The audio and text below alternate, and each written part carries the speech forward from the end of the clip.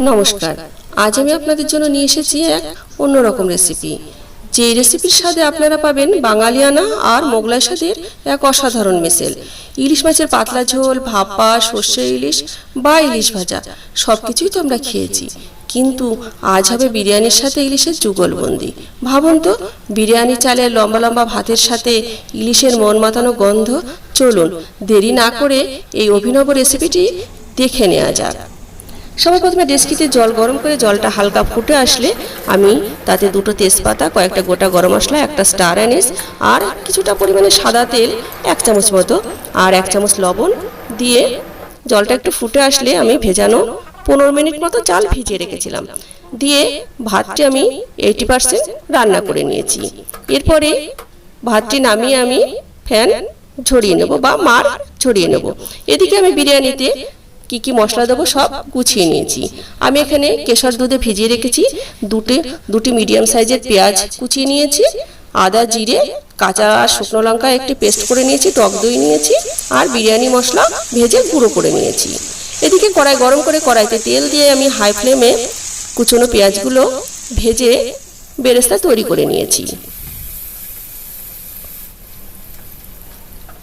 বেরেস্তাগুলি একটি পাত্রে তুলে নিয়েছি।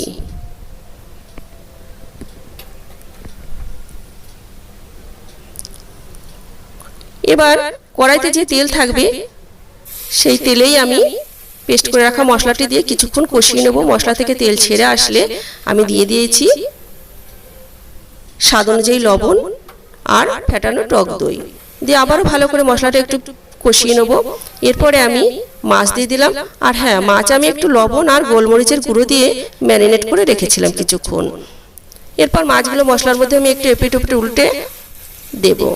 কিছুটা পরিমাণে জল দিয়ে দিলাম, দিয়ে কিছুক্ষণ রান্না হতে দিয়েছি। এরপরে একটু নেড়ে নিয়েছি। এবারে আমি দিয়ে দিয়েছি বিরিয়ানি মশলা কিছুটা পরিমাণে। এবারে একে একে মাছগুলি আমি একটি পাত্রে তুলে নিয়েছি।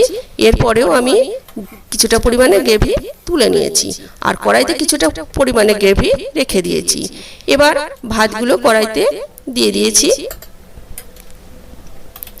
এবার মাছগুলো একে একে আমি ওই ভাতের উপরে দিয়ে দিয়েছি, গ্রেভিও দিয়ে দিলাম বেরেস্তা ছড়িয়ে কিছুটা পরিমাণে, আর দিয়েছি 1 চামচ বিরিয়ানি মশলা ছড়িয়ে। আবারও ভাত দিয়ে দেব।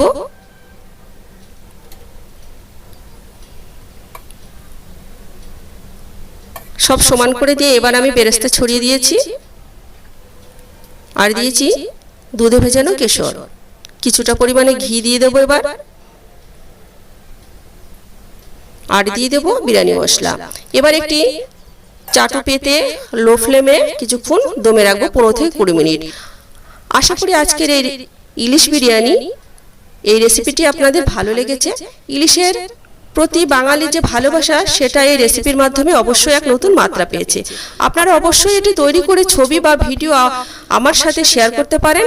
আর হ্যাঁ, আমার এই রেসিপিটি যদি ভালো লেগে থাকে তবে একটি লাইক ও শেয়ার করতে এবং অবশ্যই আমার ফেসবুক পেজ ফলো করতে ভুলবেন না। আজকের মতো এই পর্যন্তই, আবার দেখা হবে